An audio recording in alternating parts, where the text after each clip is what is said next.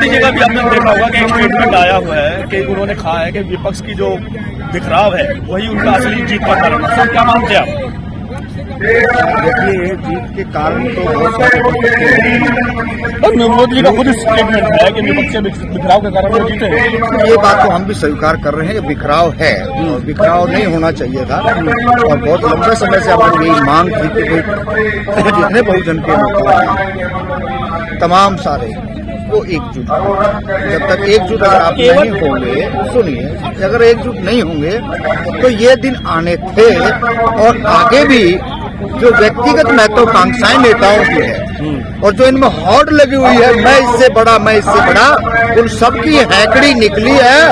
अब उन्होंने सोचना है कि आप क्या करें। 2024 के चुनाव नजदीक है और एक आपने सुना होगा लगातार ये कहा जा रहा है कि 2024 जैसे ही बीजेपी सत्ता में आती है तो संविधान को बदल दिया जाएगा। तो क्या उसकी तैयारी अब हो चुकी है? देखिए, संविधान तो बदल जा चुका है। अब संविधान हमारे चिल्लाने से कुछ नहीं है। जो संविधान को मानने वाले लोग हैं वो अगर हजारों लाखों टुकड़ों में बटे हुए हैं तो आप क्या सोचते हो कि संविधान है? ये सबसे बड़ी मूर्खता है। और मैं आपके माध्यम से तमाम लोगों को कह रहा हूँ, अगर मूर्खता नहीं है तो आप जंतर मंतर पर 4 घंटे रुक के दिखाइए। 12-12 घंटे, जहाँ 6-6 महीने, 6-6 साल लगातार लोग जो बैठा करते अपनी समस्याओं को लेकर के पीएम से लेकर प्रधानमंत्री तक मिला करते, आज वह 4 घंटे के बजाय 2 घंटे का आपको टाइम मिल रहा है। संविधान है क्या? आप संविधान उड़ाई जा रही है इस देश के अंदर। अभी देख लीजिए, यहाँ हम रामला मैदान में खड़े हैं, क्या हालात है। तो ये संविधान कहना और संविधान की बात करना बहुत बेईमानी सी लगती है। बाबा साहब ने जो काम किया था, बाबा साहब की बदौलत हम आज यहाँ खड़े थे, लेकिन उसके नाम पर मैं क्या कहूँ, कहते हुए शर्म आ रही है कि सारे लोग अपने फायदे के लिए, अपने बच्चों के फायदे के लिए चाहे लाखों लोगों की हत्या करनी पड़ जाए, आज लोग इस कदर आगे बढ़ रहे हैं। ये उन लोगों को समझना पड़ेगा जो बाबा साहब का नाम लेते हैं और उधर एक बात कहते हैं कि अरे ओबीसी नहीं इकट्ठा हो रहा। अरे ओबीसी के पास राजनीतिक हक है ही नहीं। वो तो जिस तरह सत्ता जाति दिखती है उधर चल पड़ता है, क्योंकि मजबूरी होता है। नहर के साथ में है ना, झाड़ी है, घास है, छोटा मोटा सामान है, सब बह जाता है। तो ओबीसी की तो यह कंडीशन है। अब कहीं ना कहीं ओबीसी आगे बढ़ के आने लगा ना, तो आज भी ओबीसी के ऊपर ये इस तरीके की घटनाएं हो रही। लोगों का कहना ये भी है कि जिस तरीके से बहुजनों की जब बात करते हैं उसमें बड़ा नाम आता है मायावती जी का, उसके अलावा जब मुस्लिमों की बात करते हैं उसमें बड़ा नाम आता है ओवैसी साहब का, इसी तरीके से नीतीश जी का, लालू जी का नाम आता है ओबीसी में। अब क्या लगता है कि क्या ये जब तक 4 चर्चित चेहरे एकजुट नहीं होंगे तब तक इसे पा पाएंगे क्या? और बात होंगे ये एकजुट का हो? पहली बात तो मैं आपने काफी लंबे समय से आप कवर कर रहे होंगे जी, जो जितनी दलितों की बात करने वाले हैं उनका एक वीडियो आप एक कंटेंट उठा के मेरे को दिखा दीजिए जिसने कभी लालू जी की बहादुरी पे, लालू जी के ऊपर वाहवाही करी हो। कोई नहीं करता। इस देश के अंदर अकेला एक शख्स था ओबीसी का, लालू प्रसाद यादव। कभी भी ना आरएसएस से ना बीजेपी से कभी डरे नहीं, ना कभी झुके। तो ये बात अगर जिस दिन हम लोगों को समझ में आ जाएगी कि ओबीसी ही ऐसा है जो लड़ सकता है, आगे बढ़ सकता है। लेकिन ये मैं फिर दोबारा से कह रहा हूँ, ये छोटे लालच के अंदर आप लोग बिकना बंद करना पड़ेगा, एकजुट होना पड़ेगा। आपकी लाखों करोड़ों आपने जो है संगठन बना लिए और फिर आप कह रहे हो बहुजन। अरे आप व्यक्तिगत फायदे की बात कर रहे हो। एक व्यक्ति से मैं पूछना चाहता हूँ, आपने कितनी बारी जेल गए हो, कितने आप पे मुकदमे दर्ज हैं, कितने आप दलितों के साथ आगे खड़े रहे हो। दलितों को बेच करके चौधरी बनने का ये सपना बंद करना पड़ेगा।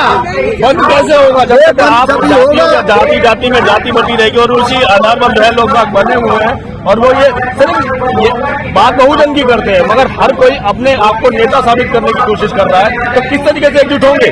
एकजुट तो हो रहे हैं ना। सारे का सारा जितना दलित वोट बैंक था, सारे का सारा जो है वहाँ शिफ्ट हो गया है बीजेपी में। कौन कर रहा है? ये बात सोचनी पड़ेगी। 3% क्यों कारण है? वजह वही लालची निकम्मे, हाँ बिल्कुल लालची है। हाँ किसी का आरोप लगा रहे हैं यहाँ पर। किसी के औकात हैसियत नहीं है जो ये बात कर दे कि नहीं 3% लोगों को लालची लोग हैं कौन? जो राजनीति का जायका मजा लेते हैं, जो राजनीति का जायके का मजा लेना जान रहे हैं ना, वो खुद अपना जेब भरते हैं और दोबारा से उसके साथ के लोगों को सभी को जनता को ऐसे लोगों के साथ क्या करना चाहिए जो जनता को भगा रहे हैं? अभी सुना नहीं है। अभी पहले दलितों को नेताओं को कूटना चाहिए, मैं इस बात का सहमत हूँ, क्योंकि सारे का सारे सौदेबाजी अगर करने वाले हैं तो ये करने वाले गाली देंगे, ओबीसी को गाली देंगे, पिछड़ों। अरे भाई कुछ तो सोच लो। ओबीसी का कोई कहीं कोई राजनीतिक हिस्सेदारी नहीं है। बैक लोग राजनीति का भरा उनका गया है नहीं, वो तो जैसे भैया लहर दिख रही है वैसे चले जाते हैं। आप अपनी गलतियों को आपने समझना पड़ेगा, अन्यथा इस देश का भट्ठा बिठाने वाले दलित हैं और कोई नहीं है। ब्राह्मणों को गाली देने से, ओबीसी को गाली देने से तारा अगर भला होता है तो कर लो ना। वोट लेते हैं इसलिए कि वो लोग वहाँ पे जाए और हमारी बात कहेंगे। हम लोगों को ये लगता है कि ये हमारे बारे में बोलेंगे, हमारे हित में बोलेंगे, लेकिन वो वहाँ जाके चमचागिरी करते हैं, हमारे हित में नहीं बोलते। हमें हमारे अपनों ने हराया है। अभी आपने भी यही बात कह दी जो मोदी जी ने कहा है कि बिखराव ही जो है उनकी जीत का कारण है। हाँ जी। अब ये जो बिखराव है आखिर किस ओर लेके जा रहा है अपने समाज को? ये देखिए समाज को बिल्कुल गड्ढे में, गहरी खाई में घिर चुके हैं। अब आगे कोई रास्ता नहीं है। इनसे बात कर लो जाके, जितने दलितों के बड़े नेता हैं, मैं सब में बैठता हूँ, वो कहेंगे जी पहले अपने आप को हम जो ना आर्थिक रूप से मजबूत कर ले, फिर चुनाव लड़ेंगे। मतलब आर्थिक रूप से आप अपने आप को मजबूत करोगे, क्या साधन है आपके पास में? किसको बेचोगे? कहीं हेरा फेरी करोगे तभी तो नोट आएंगे ना, तभी तो चुनाव लड़ोगे। अरे अगर आपके अंदर जिंदा हो, तो कहीं नजर आ जाओ। आप खड़े हो, आप यात्रा करो, आप रोड पे जाओ, आप जाओगे यात्रा करने के लिए किसी की बहन बेटी छेड़ के, आप कोई चोरी चकारी में, आप कुछ और गुंडागर्दी में। इतने दलित नेता है जो एक न्याय की लड़ाई के लिए जेल में गए हैं, कोई नाम बताए ना आके ने। बहुत कमी है। एक समय ऐसा था जब काशीराम साहब ने SC ST OBC को एकजुट किया था। अब क्या लग रहा है कि इस तरीके का कोई नेता आपकी नजर में है क्या? हमारी नजर में आज कोई भी ऐसा नेता नहीं लग रहा जो अपने स्वार्थ के लिए लड़ रहे हैं। अरे भीम आर्मी तैयार हुई थी, ठीक है, अगर वो 10 साल 20 साल भीम आर्मी रह के काम करती, लोग फंडिंग भी करते, तो आज जो मध्य प्रदेश में जो हुआ है ये नंगा नाच नहीं होता।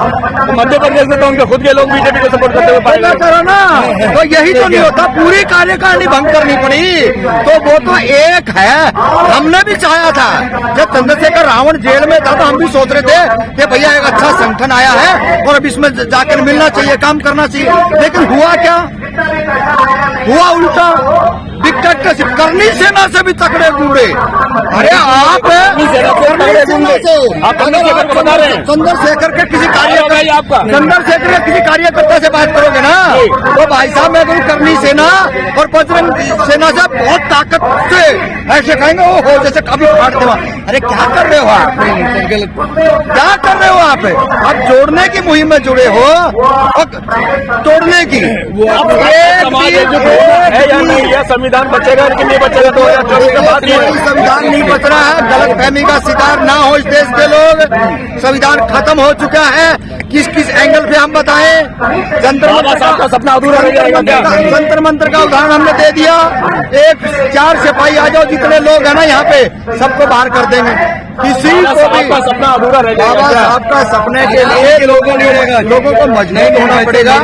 लोगों को बढ़िया तरीके से मजबूत से लाठी लेके आगे बढ़ना पड़ेगा, अन्यथा बाबा साहब का सपना पूरा नहीं होने वाला। सर आप जो है दोषियों को दोष देते हैं, अपने लोगों को दोष क्यों नहीं देते? जो कि मोदी जी खुद ही एक बात कह रहे हैं कि विपक्ष के बिखराव ने उन्हें जिताया। क्यों नहीं समझाते आप SC ST क्यों नहीं समझाते आप उन लोगों को? EVM का खेल है, कोई नहीं जिताया। EVM का कोई खेल नहीं है। सब विपक्ष जब हारता है तो ये बात बोलता है। ईवीएम का खेल है, पकड़े गए हैं कदम ईवीएम। जब हारते हैं तब बोला जाता है, ऐसा नहीं है सर, पकड़े गए हैं। जिस जापान ने ये बनाई है वहाँ भी कदम जी बैलेट पेपर इलेक्शन होते हैं, तो इन्होंने यही क्यों कर्म खत्म नहीं करा? सारी दुनिया चिल्ला रही है ईवीएम एक जगह दे दो, राजस्थान कांग्रेस को दे दो, पंजाब केजरीवाल को दे दो और सब सत्ता ले लो। इनका ये हाल है, ये कर रहे हैं, ये बहुत बड़ा खेल कर रहे हैं। अब कुछ इसका उपाय है क्या? उपाय यही है कि इनके ईवीएम खत्म हो जाए, ये कभी जिंदगी में नहीं जीत सकते, कुछ नहीं कर सकते। रही बाबा साहब की संविधान खत्म करने की बात, जीवन में नहीं हो सकता, क्योंकि आप युवा जाग उठा है, पहले जैसा नहीं। अब लोगों का सिर्फ सीधा सीधा कहना है कि अब बाबा साहब का संविधान, कई लोगों का मानना है कि अभी खत्म हो चुका है और कई लोग कहते हैं कि खत्म होने से रहा। सच्चाई क्या है वो आपको सबको मालूम है। जिस तरीके से अब राम राज्य की शुरुआत हो गई है और मोदी जी का ये जो स्टेटमेंट है, ये बहुत सोचने का विषय है, सोचने की बात है। लोगों को अपने आत्ममंथन करने की बात है कि उन्होंने कहा विपक्ष का बिखराव ही उनकी जीत है। इसका सीधा सीधा मायने आप समझ सकते हैं कि वो किस ओर इशारा कर रहे हैं और 2024 में आखिर होना क्या है ये भी आप लोग सब जानते हैं। इसी के साथ मैं सुनील अभय, HT न्यूज़ इंडिया।